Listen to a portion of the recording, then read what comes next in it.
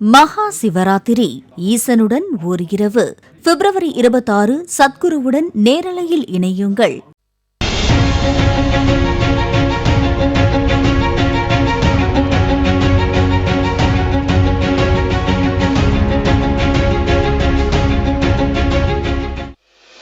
தயவு செஞ்சு எங்களை காப்பாற்றுங்க என கதறுகின்றனர் தடுப்பு காவல் முகாமில் உள்ள பெண்கள். பனாமா காட்டுக்குள் சட்டவிரோத குடியேறிகளுக்கு என்னதான் நடக்குது? இந்த செய்தியில் பார்க்கலாம். எங்கள் நாடு சரியில்லை, இங்கு பலமில்லை, வருமானமும் இல்லை என கூறி அழைக்காமலேயே அமெரிக்காவுக்குள் குபுகுபுவென புகுந்து சட்டவிரோத குடியேறியவர்களை அந்த நாட்டு அரசு விமானத்தில் கை கால்களை கட்டி அந்தந்த நாடுகளுக்கு சென்று இறக்கிவிட்டு வருகிறது.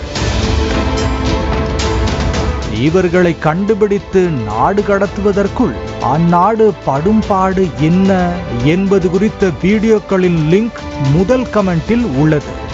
அதையும் பாருங்கள். அவ்வாறு தங்கள் நாட்டுக்குள் சட்டத்துக்கு விரோதமாக நுழைய முயன்றவர்களை பனாமாவில் ஒரு ஹோட்டலில் தங்க வைத்துள்ளது அமெரிக்கா.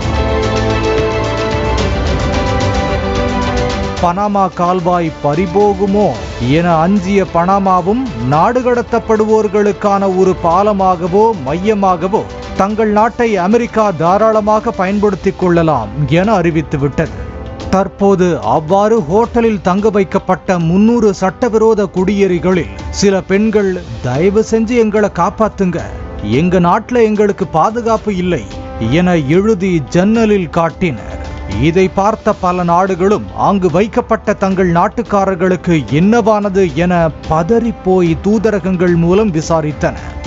இது குறித்து பதிலளித்துள்ள பனாமா, அவர்களின் சுதந்திரத்தை இங்கு யாரும் பறிக்கவில்லை, நாடு கடத்தும் முன் பாதுகாப்பாக தங்க வைத்துள்ளோம், அவர்களுக்கு தேவையான உணவு, மருந்து, நாப்கின்கள் கூட கொடுத்து வருகிறோம், அவர்களை நாங்கள் பத்திரமாகத்தான் பார்த்துக் கொள்கிறோம், இதற்கான செலவுகளை எல்லாம் அமெரிக்கா பார்த்துக் கொள்கிறது, நாங்கள் வெறும் கருவி மட்டுமே என விளக்கம் அளித்துள்ளது. அந்த ஹோட்டலில் இந்தியர்கள் சகல வசதியோடு சௌக்கியமாக இருக்காங்க என பனாமாவுக்கான இந்திய தூதரகமும் எக்ஸ் பக்கத்தில் அறிவித்துள்ளது. சீனாவைச் சேர்ந்த பெண் ஒருவர் இந்த ஹோட்டலில் இருந்து தப்பித்து மீண்டும் அமெரிக்காவுக்குள் நுழைய முயன்றார். அவர்கள் மனித கடத்தல்காரர்களிடம் சிக்கிவிடக்கூடும் என பனாமா அச்சம் தெரிவித்து தீவிரமாக தேடியது. இறுதியில் அவர் பனாமாவின் டெரியன் ஜங்கிள் என்ற காட்டுப்பகுதியில் உள்ள சட்டவிரோத குடியேறிகளுக்கான தடுப்பு காவல் முகாமிலேயே சென்று சிக்கிவிட்டார். ஆம், அங்கும் ஒரு தடுப்பு காவல் முகாம் உள்ளது. அதில் என்னானாலும் எங்க நாட்டுக்கு போக மாட்டோம், நாங்க வேற நாட்டுக்கு கூட போய்க்கிறோம், எங்களை வேற நாட்டுக்கு நாடு கடத்துங்க என தாய் நாட்டுக்கு வரமாட்டேன் என தகராறு செய்து அடம்பிடிப்பவர்கள் தங்க வைக்கப்பட்டுள்ளனர்.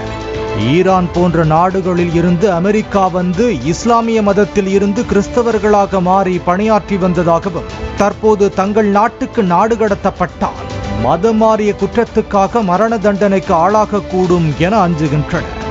அது முகாமல்ல, ஜூவில் விலங்குகளை கூண்டுக்குள் அடைப்பது போன்று அடைத்து வைத்துள்ளனர்.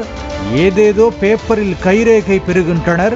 டெங்கு அதிகம் பரவி வருவதால் குழந்தைகளை வைத்துக்கொண்டு உயிரை கையில் பிடித்துக் கொண்டு காத்திருக்கிறோம், எங்கள் நாட்டை தவிர வேறு எங்கு வேண்டுமானாலும் அனுப்புங்கள் என சிலர் நியூயார்க் டைம்ஸ் பத்திரிகைக்கு தெரிவித்துள்ளனர். பத்திரிகையாளர்கள், வழக்கறிஞர்கள் அந்த ஹோட்டலுக்குள்ளும் காட்டுக்குள்ளும் அனுமதிக்கப்படவில்லை என்றும், இருப்பினும் 2 அகதிகள் தாங்கள் இருக்கும் இடத்தின் லொகேஷன்களை ஷேர் செய்திருப்பதாகவும் அந்த செய்தியில் கூறியுள்ளது. எங்க போன் எப்ப வேணாலும் பறிக்கப்படும், சீக்கிரம் வந்து காப்பாத்துங்க என கடைசியாக குறுஞ்செய்தி வந்ததாகவும் கூறியுள்ளது. அவர்கள் கோரிக்கையின் பேரில் ஐநா அகதிகள் திட்டத்தின் கீழ் வேறு நாட்டுக்கு அனுப்பி வைக்கவும் ஆயத்தமாகி வருகிறது அமெரிக்கா. ஹோட்டலில் உள்ள 300 பேரிலும் பல இந்தியர்கள் உள்ளனர். அந்நாட்டில் இருந்து நாடு கடத்தப்பட்ட இந்தியர்களை அமிர்தசரஸில் 3 முறை வந்து அமெரிக்க ராணுவ விமானம் இறக்கிவிட்டு சென்று விட்டது. ஆனால் அழையா வீட்டுக்குள் நுழையா விருந்தாளியாக எப்போதும் செல்லாது ரோஷத்தோடு வாழும் தமிழர்களில் இதுவரை ஒருவரை கூட அங்கிருந்து நாடு கடத்தப்பட்டதாக செய்தி வரவில்லை என்பது குறிப்பிடத்தக்கது.